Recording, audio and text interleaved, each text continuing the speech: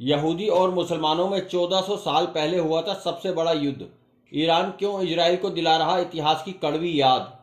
Iran और Israel में युद्ध के बीच मुस्लिमों और यहूदियों के बीच सदियों से चली आ रही कड़वाहट को फिर उभार दिया है। दोनों समुदायों के बीच कई खूनी जंग लड़ाई लड़ चुके हैं, लेकिन सबसे बड़ा युद्ध 1400 साल पहले हुआ था। अरब इतिहासकारों की माने तो खैबर यहूदियों का तो मदीना मुस्लिमों का सबसे बड़ा गढ़ था। खैबर के युद्ध में मुस्लिमों ने यहूदियों को बुरी तरह हराया था। ये युद्ध 628 ईस्वी में लड़ा गया था। इस जंग में पैगंबर मोहम्मद और उनको मानने वालों ने इमाम अली की अगुवाई में अरब प्रायद्वीप के खैबर इलाके में यहूदी कबीलाई लोगों को हराया था। खैबर की जंग में ये जीत ऐतिहासिक मानी जाती है। खैबर बेहद संपन्न इलाका था जो मदीना के लिए खतरा बन सकता था। युद्ध में खैबर इलाके के यहूदी किलों पर मुसलमानों ने जीत हासिल की और मदीना के लिए खतरा बने यहूदियों को खदेड़ दिया था। ये युद्ध दुनिया इस्लाम के उदय के इतिहास की निर्णायक घटना के तौर पर देखती है। दरअसल मदीना से बाहर निकाले गए खैबर के यहूदी मुसलमानों के खिलाफ बड़े कत्लेआम की तैयारी कर रहे थे।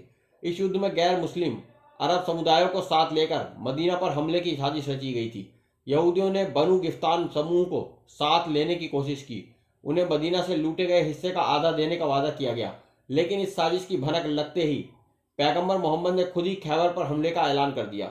मुस्लिमों की फौज ने खैबर के किलों पर अचानक चढ़ाई कर दी और यहूदियों को आत्मसमर्पण के लिए मजबूर कर दिया। यहूदी लड़ाकों की दौलत जब्त कर उन्हें जजिया देने या खैबर से निकल जाने का विकल्प दिया गया। कुछ यहूदियों ने खैबर में रहना कबूल किया और अपनी कमाई का आधा हिस्सा मुस्लिमों को देना कबूल भी कर लिया।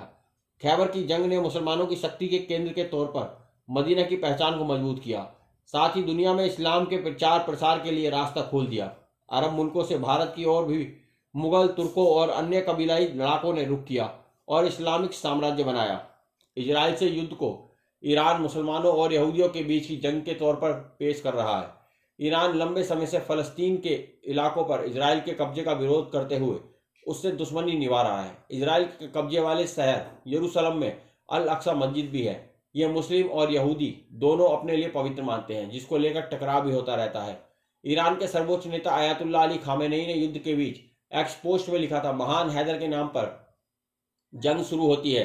अली अपनी जुल्फिकार के साथ खैबर लौटते हैं। हैदर नाम का प्रयोग अक्सर हजरत अली के लिए किया जाता है।